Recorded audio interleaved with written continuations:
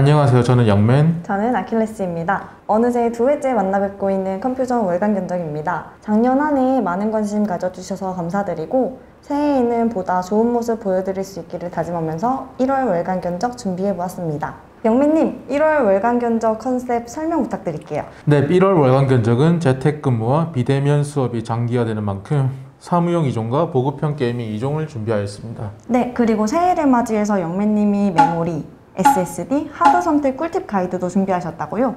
네, 램과 SSD 그리고 하드디스크 선택하는 꿀팁 가이드도 있으니까 끝까지 봐주세요. 영맨님, 첫 번째 견적 소개해주세요. 네, 이번에는 서로 다른 두 CPU를 사용하여 쌍둥이 PC를 만들어 봤습니다. 사무용 추천 PC, 항상 많이 쓰는 3200G 들어가는 그 PC고요. 이번에도 램은 물론 8기가를 넣었고요. 이번에 SSD는 저번 달과 다르게 웨스턴 디지털 블루 SSD 250GB를 넣었습니다. 저렴하게 하려고 그린 240GB를 넣었는데 댓글에서 반응이 많이 안 좋으시더라고요. 그래서 기존에도 옵션으로 있던 250GB SSD를 기본으로 변경하였습니다. 그리고 파워는 컴퓨전에서 정말 많이 팔리는 제품이죠. 마이크로닉스 클래식 2 500W 제품입니다. 네, 첫 번째 쌍둥이는 사무용 견적 단골 고객 3200G네요. 이거 여전히 동사양대 중에서 가성비 킹인가요? 아까 쌍둥이 PC라고 했었는데 이제 킹이 아니기 때문에 쌍둥이 PC가 있고 라이벌이 하나 생겼습니다. 그게 뭐죠? 인텔 i3 1100인데요. 두 번째 견적에서 좀 더 자세히 설명드리겠습니다.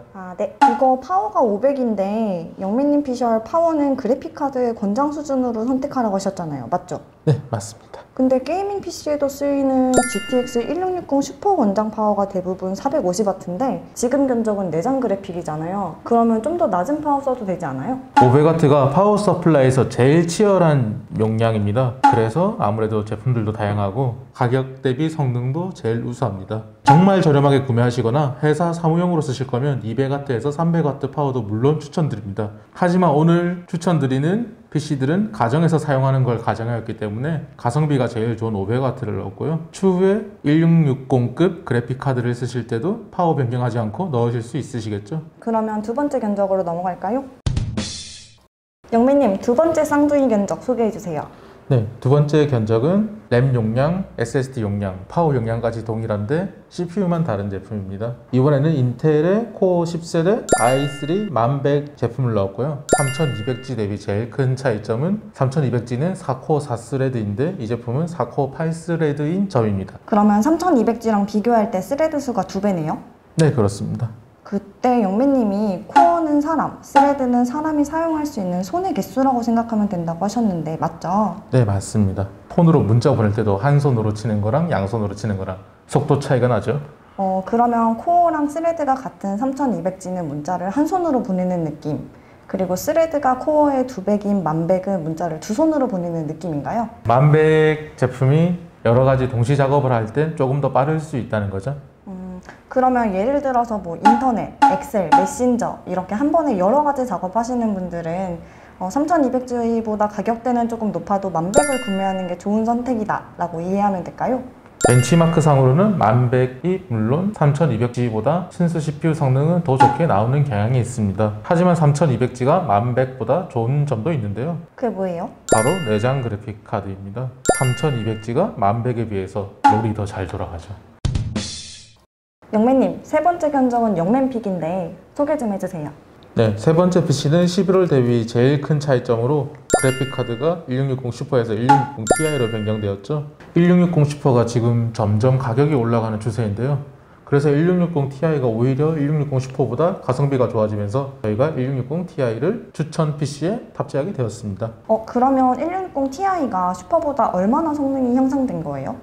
1660 Ti가 슈퍼보다 3에서 5% 정도 성능이 더 좋습니다. 그리고 지금의 1660 슈퍼가 1660 Ti보다 가격이 더 비싸죠. 그러면 Ti가 슈퍼보다 높은 거면은 같은 숫자일 때 일반, 슈퍼, Ti 순인 거예요?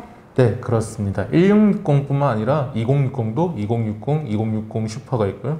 2070도 2070, 2070 슈퍼, 2080은 2080, 2080 슈퍼, 2080 Ti가 있죠. 말씀하신 순서대로 다 사양이 차이가 납니다. 그러면 1660 기준으로 볼 때 성능 차이가 어느 정도 나는 거예요? 1660과 1660 슈퍼는 약 10에서 15% 정도 1660 슈퍼에서 1660 Ti는 3에서 5% 정도의 성능 차이가 보입니다. 그러면 그 중에서 지금 가성비가 제일 좋은 건 TI라고 보면 되는 거예요? 지금은 TI입니다. 1월이 되면 모르겠어요. 1월이 되어서 슈퍼가 더 좋으면 이 견적도 슈퍼로 나올 수가 있어요. TI보다 슈퍼가 견적이 좋으면 저희도 슈퍼로 만들어서 올릴 거예요. 영상은 TI인데 밑에 제품이 슈퍼라도 당황하지 마세요. 영맨님, 마지막 견적은 3번 영맨픽 견적에서 AMD 버전이 되는 거예요? 네, 그렇습니다. 인텔에는 1400F가 있다면 AMD는 3600이 있죠. 사무용 견적과 동일하게 게이밍 PC도 쌍둥이 견적으로 만들었고요. 그래서 보시는 바와 바뀌는 뭐예요? 그래서 견적을 보시면 CPU, 메모리, 메인보드를 제외하고는 전부 동일한 사양입니다. 메모리는 아무래도 AMD가 3200까지 속도를 지원하기 때문에 3200으로 넣었습니다. 보니까 3번 인텔 시스템에서는 메인보드를 H410보다 한 단계 높은 B410 쓰셨는데 여기서는 B450이 아니라 A320이네요. 괜찮아요? 인텔도 조금 저렴한 H410을 쓰고 싶었는데요. 인텔 H420 메인보드 중에서는 램 슬롯이 4개에다가 방열판이 달려있는 가성비 좋은 제품이 안 보이더라고요. 그래서 B460 중에서 저렴하면서 가성비가 괜찮은 아수스 프라임 B460 제품을 사용할 거예요. 반대로 AMD에서는 A320 제품 중에서 가성비 좋은 아수스의 EX-A320 제품이 있어서 사용하게 되었습니다. 그러면 B460 대비 성능 차이는 어때요? 우선 메인보드는 싼 걸 사시든 비싼 걸 사시든 성능 차이는 나지가 않아요. 일단 인텔 전용 메인보드에 AMD 전용 메인보드여서 성능을 직접적으로 비교하기 힘들고요. 두 제품 모두 탑재된 CPU 성능을 100% 끌어냈는데 문제가 되지 않습니다. 그래서 성능 차이는 없다고 생각하셔도 되고요. 오히려 메인보드에서 제일 중요한 성능은 동시에 연결 가능한 하드디스크 개수라든가 그래픽카드를 몇 개 달 수 있나, SSD를 몇 개 달 수 있나 이런 게 제일 중요하거든요. 그런데 보통 이 가격대를 구매하시는 고객들은 카드를 6개를 동시에 달거나 SSD를 동시에 3개를 달거나 그래픽카드를 2개를 동시에 달거나 하시는 경우는 잘 없단 말이에요. 사실상 체감되는 성능 차이는 없다고 봐주셔도 됩니다. 당장 눈에 보이는 방열판도 동일하게 달려있고 제일 많이 업그레이드 하시는 메모리 슬롯도 똑같이 4개가 달려있죠. 새해맞이 영맨님의 특별부록 메모리, SSD, 하드 선택 가이드입니다. 영맨님 설명 부탁드릴게요. 제가 회사에서나 아니면 개인적으로 컴퓨터 견적을 맞춰줄 때 제일 많이 갈리는 부품이 있는데요. 바로 램과 SSD 그리고 하드디스크입니다. 그래서 컴퓨전 추천 조립 PC 페이지에서도 제품을 구매하실 때 옵션으로 선택하실 수 있게 만들어 뒀는데요. 네, 그러면 이거 잘 들으면 옵션 선택하실 때 큰 도움이 되겠네요. 근데 램이 메모리만 하는 거 맞죠? 네, 맞습니다. SSD와 CPU 사이를 연결하는 중간 저장소 같은 부품인데요. 용량이 클수록 많은 업무를 하실 때 렉이 줄어들어서 아주 좋습니다. 보통 사무용으로 사용하시면 8기가 이상을 많이 구매하시고요. 게이밍은 16기가 이상, 영상 편집용은 32기가 이상을 많이 추천드립니다. 그러면 사무용에 램 32기가 사용하면 안 돼요? 물론 램은 많을수록 좋죠. 괜히 램다 익선 같은 말이 있는 게 아닙니다. i3급 정도는 8기가 정도, i5급 이상에서는 16기가 정도 추천드립니다. 그러면 두 번째로 SSD는요? SSD는 우선 모르시는 분도 있으니까 간략히 설명부터 드릴게요. 보통 우리가 많이 아시는 USB 메모리 있잖아요. 네. 그거를 컴퓨터 내장 방식으로 만들면 SSD라 생각하시면 됩니다. 그래서 사무용 같은 경우에는 240기가를 추천드리고 만약에 자금적으로 여유가 있으시면 500기가가 더 가성비가 좋기 때문에 500기가도 선택할 만한 사항입니다. 게이밍 PC를 구매하실 때는 보통 500기가를 제일 많이 구매하시고요. 만약에 스팀 게임을 많이 하신다. 그러니까 100기가 넘는 게임도 가끔씩 다운을 받으시면 1TB 이상 되는 SSD를 선택하시는 걸 권장드립니다. 용량이 100기가가 넘으니까 게임 4-5개만 깔아도 SSD 용량이 꽉 차요. 그럼 120기가는요? 쓰면 안 돼요? 요즘 스마트폰들도 용량이 250기가가 정말 많거든요. 그런데 그렇게 자리에 그대로 두고 쓰는 PC가 120기가면 그건 좀... 그리고 제일 중요한 게 윈도우 설치하고 엑셀 설치하고 파워포인트 설치하고 한글 설치하고 이러고 나서 남는 용량이 얼마 안 돼요 정말.